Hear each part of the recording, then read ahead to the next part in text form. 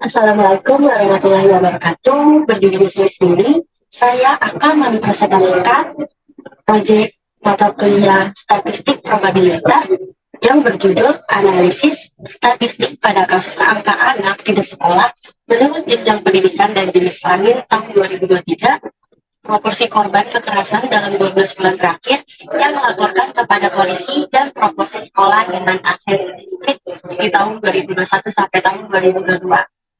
Oke, selanjutnya agenda apa saja yang hari ini akan kita bahas? Nah, agenda hari ini yang akan kita bahas yaitu yang pertama ada perkenalan, kedua ada latar belakang, ketiga ada studi kasus, yang keempat ada analisis, yang kelima dan terakhir ada kesimpulan. Nah, selanjutnya perkenalkan, nama saya Nur Alfia Zahra, NIM 4220889, kelas 4 4A07. Selanjutnya, latar belakang. Dalam penyusunan proyek ini, kami menggunakan berbagai metode statistik termasuk T-square, one-way ANOVA, dan two-way ANOVA untuk menguji hipotesis yang relevan. Kami berharap hasil dari proyek ini dapat memberikan wawasan yang berharga dan menjadi referensi bagi pihak-pihak yang berkepentingan dalam meningkatkan kualitas pendidikan, keamanan, dan infrastruktur sekolah. Melalui analisis data statistik yang mendalam terhadap variabel ini, diharapkan penelitian ini dapat memberikan wawasan yang berharga bagi kebijakan publik dan praktisi pendidikan dalam upaya meningkatkan akses, keamanan, dan kualitas pendidikan di Indonesia. Selanjutnya, kita masuk ke materi. Studi kasus apa aja sih yang hari ini akan kita bahas? Nah, studi kasus statistik hari ini yang akan kita bahas, yang pertama ada angka anak tidak sekolah dalam jenjang pendidikan dan jenis kelamin tahun 2023. Yang kedua ada proporsi korban kekerasan dalam 12 bulan terakhir yang melaporkan kepada polisi tahun 2021 sampai tahun 2022. Yang ketiga ada proporsi sekolah dengan akses listrik di tahun 2021 sampai tahun 2022. Oke.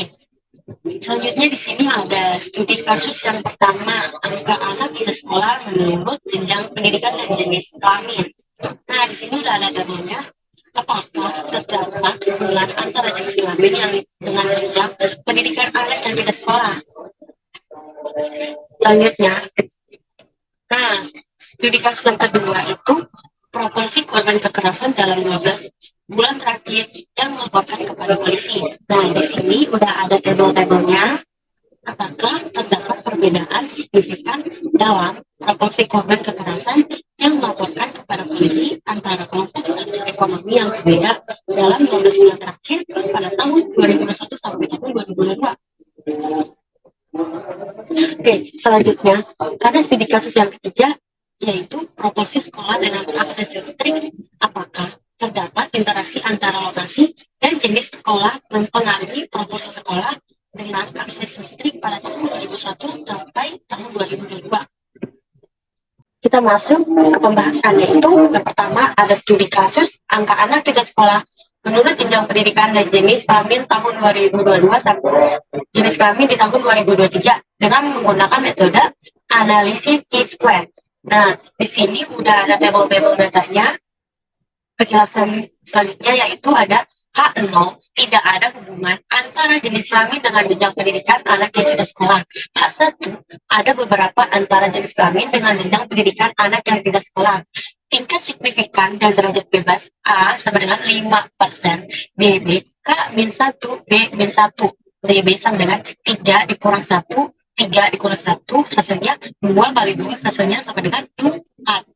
Nah, nilai kritis X kuadrat table sama dengan A titik koma BB X kuadrat table buka kurung 0,05 titik koma 4 tutup kurung hasilnya buka kurung 0,05 titik koma 4 hasilnya 9,488. Kriteria pengujian H0 diterima jika X kuadrat itu lebih kecil dari X kuadrat table.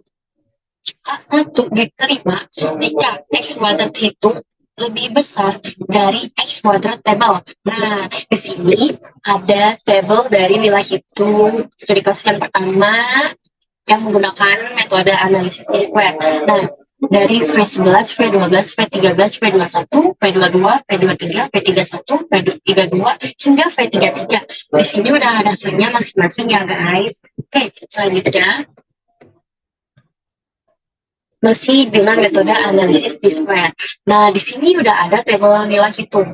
FO, FE, FO, min FE, FO, min FE kuadrat, FO min FE kuadrat dibagi FE. Nah, di sini udah ada jumlah-jumlahnya, udah ada angka-angkanya. Total dari hasil tabel nilai hitung adalah min 0,00031342,6. Oke, selanjutnya di sini udah ada kurva. Kurva dari analisis D-square. H0 hasilnya itu 9,488. Nah, H1 itu hasilnya min 3,48251 min 05. Kesimpulannya yaitu gagal menolak hipotesis 0 H0 yang berarti tidak ada hubungan yang signifikan antara jenis kelamin dengan jenjang pendidikan anak yang tidak sekolah. Oke, itu penjelasan dari studi kasus yang pertama dan menggunakan metode analisis D-square ya guys. Selanjutnya kita akan membahas studi kasus yang kedua. Studi kasus yang kedua itu menggunakan metode ANOVA satu arah. Nah, di sini ada jumlah kuadrat total yang disingkat menjadi JKT. JKT-nya itu udah ada hasilnya tersendiri ya guys. Nah, ini JKT hasilnya adalah 447,9457. Nah, selanjutnya ada jumlah kuadrat kolom yang disingkat menjadi JKK. JKK ini hasilnya menjadi 87,2356. Selanjutnya ada jumlah kuadrat jarak atau JKG. JKG ini hasilnya adalah 360,7101. Kenapa bisa hasilnya segitu? Karena hasil itu dari JKT dikurang JKK yang adalah 447,9457 dikurang 87,2356 hasilnya 360,7101. Nah, di sini udah ada tabelnya. Tabel sumber keragaman, jumlah kuadrat, derajat bebas, kuadrat tengah, dan F itu. Total dari semuanya ini udah ada di sini ya guys tabelnya. Nah, F itunya itu jumlahnya 0,25. Di sini udah ada kurva. Kurva dari ANOVA satu arah. Keputusan dari H0 adalah 5,14. H-nya, H1-nya hasilnya 0,25.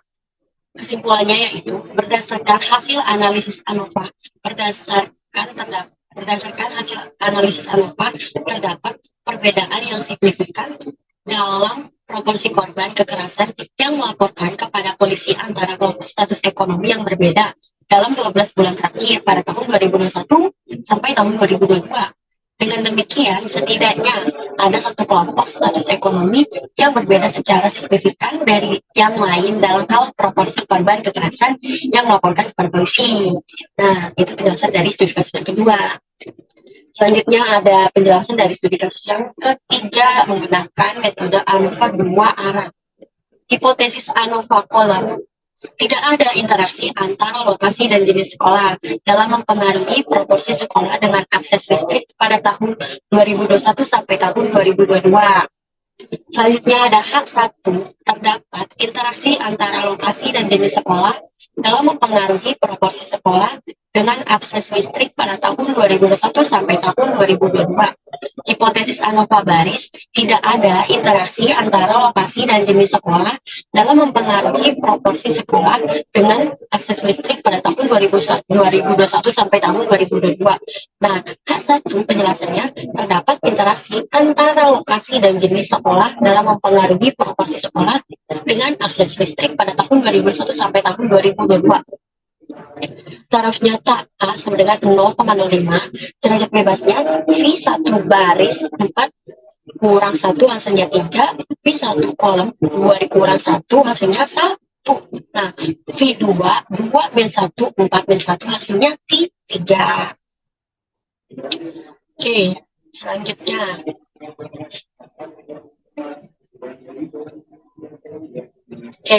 selanjutnya ada daerah kritis.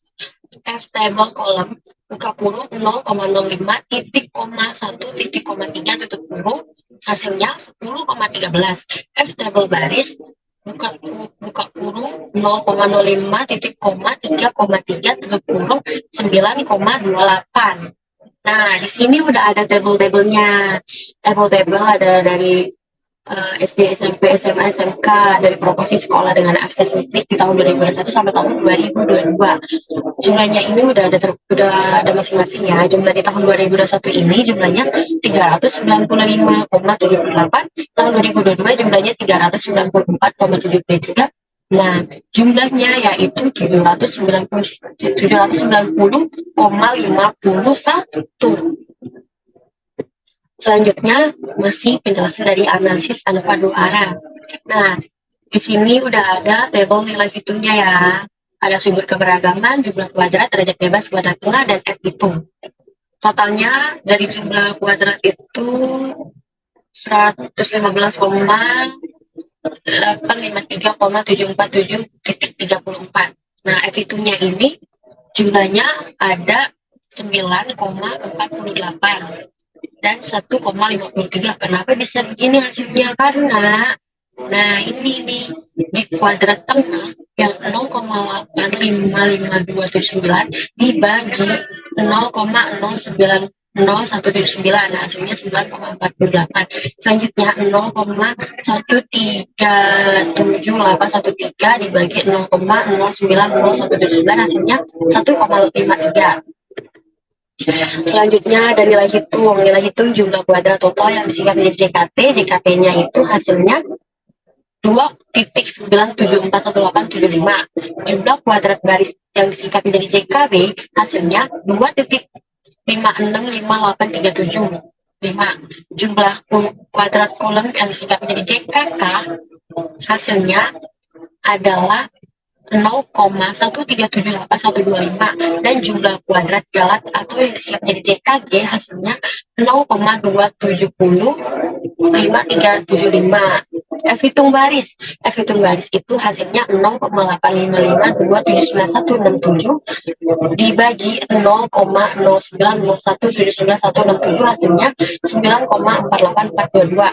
Nah, F hitung baris sama dengan hasilnya 0,1379125 dibagi 0,0901799167, hasilnya 1,52821. Nah, oke. Itu penjelasan dari nilai hitung. Selanjutnya ada kurva dari F hitung baris.